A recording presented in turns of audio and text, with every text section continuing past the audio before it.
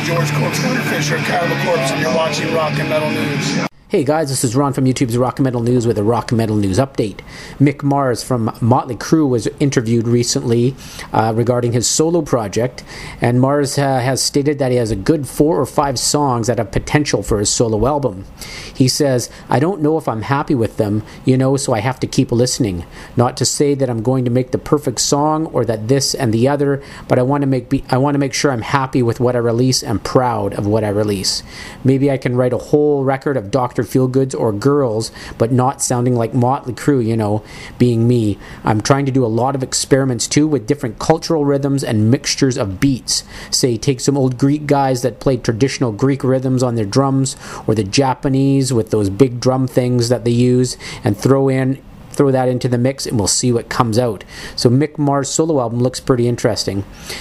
He was also asked when they can expect a new Motley Crue record, and Mars responded, "Well, the movie based on the band's autobiography book, The Dirt, is supposed to come out next year.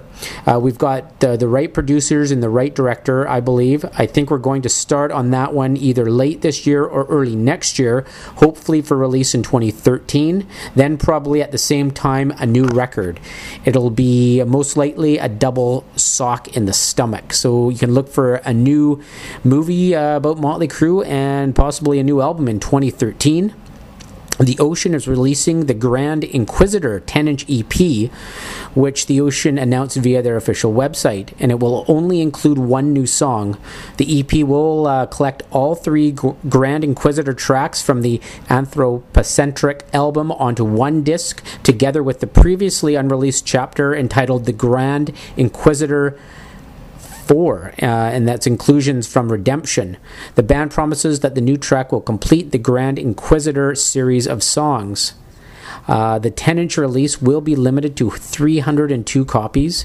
There will be 2 completely different editions with artwork done by 2 separate artists, and they are all silk-screened and numbered by hand, and the EP is due out in April.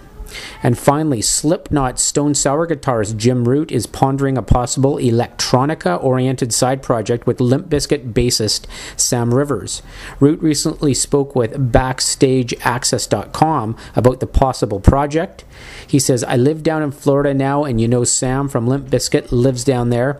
I ran into him the other day. He came over to my house. He's got a studio in his house, and we've been writing a lot, like weird kind of electronica kind of music, kind of aerial and spacey and all that stuff. It's really cool.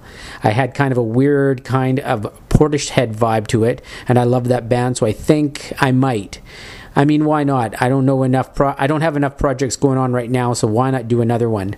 Root also mentioned that Stone Sour hope to be in the studio for their new album by March of 2012. This is Ron from YouTube's Rock and Metal News, and that's a Rock and Metal News update. Thanks for tuning in.